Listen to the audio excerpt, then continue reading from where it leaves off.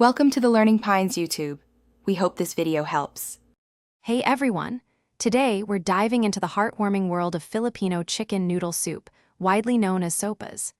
It's a true comfort food, cherished for its rich, creamy broth, tender chicken, and an assortment of colorful vegetables. This dish is absolutely perfect for a cozy evening, or really, anytime you need a little warmth and a delicious, comforting meal. Let's get started on making this delightful dish together. First things first, let's gather all our ingredients. You'll need some pre-cooked, shredded chicken, along with your favorite macaroni pasta, and of course, evaporated milk for that signature creamy texture. Don't forget your chopped vegetables like carrots, cabbage, and celery, plus aromatics like garlic and onion. We'll also be using a flavorful chicken broth to build our base.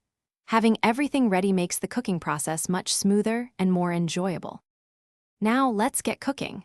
Begin by heating a bit of oil in a large pot, then add your chopped garlic and onions, sautéing them until they are wonderfully fragrant.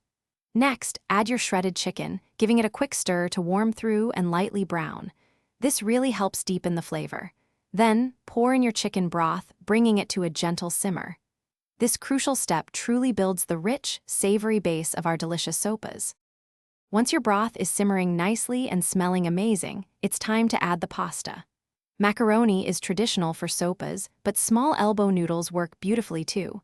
Cook the pasta until it's al dente so it still has a slight bite to it. In the last few minutes of cooking the pasta, stir in your chopped vegetables. This ensures they cook through but remain nicely crisp tender, adding great texture to your soup. We want them cooked, but not mushy. Finally, for that signature creamy texture, gently stir in your evaporated milk.